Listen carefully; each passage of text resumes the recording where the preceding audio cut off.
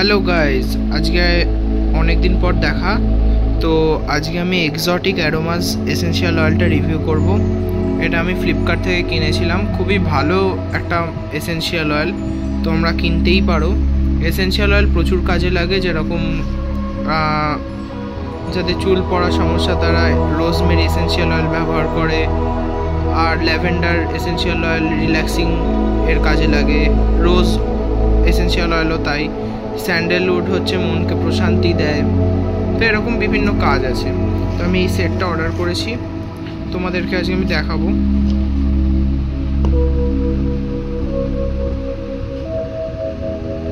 এটা হচ্ছে ল্যাং ল্যাং ফ্লেভারের এসেনশিয়াল অয়েল।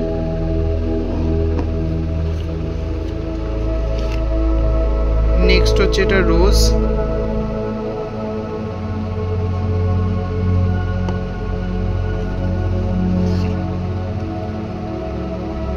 এটা হচ্ছে স্যান্ডেলউড অয়েল।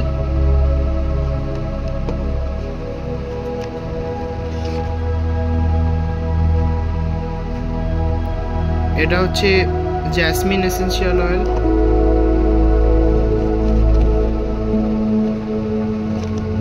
আর এটা সবার ফেভারিট ল্যাভেন্ডার এসেনশিয়াল অয়েল। এই পাঁচটার কম্বো প্রায় 500-550 বিভিন্ন দাম হয় বিভিন্ন সেলারের কাছ থেকে। তবে আমি এটা অথেন্টিক একদম কিনেছি, সেলে কিনেছিলাম, প্রায় 450 পড়েছে। বাট আপনারা একবার অন্তত দাম দিয়ে কিনে দেখুন। মানে মার্কেটে অনেক 200-300 টাকারও এসেনশিয়াল অয়েল আমি দেখেছি, বাট সেগুলো মানে খুব একটা ভালো কোয়ালিটির হয় না। আমি দেখাচ্ছি,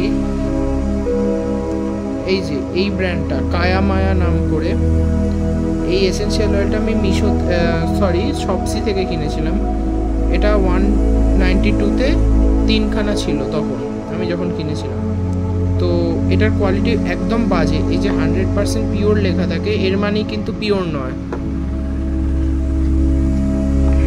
আপনাকে কোনো একটু দামি ব্র্যান্ড নিতে হবে। এখানে দেখুন, এখানে এরকম লেখা থাকবে, পারপাসেসগুলো লেখা থাকবে, এবং এই যে এইটা হচ্ছে বেশি ইম্পর্টেন্ট, এই যে থেরাপিউটিক গ্রেড হয়, যার মানে হচ্ছে সেই তেলটা কতটা বিশুদ্ধ। এই যে aroma therapy, message, diffusion, perfume, cleaning, এইগুলোতে যখন লেখা থাকবে তার মানে হচ্ছে এটা একদম থেরাপিউটিক গ্রেডের।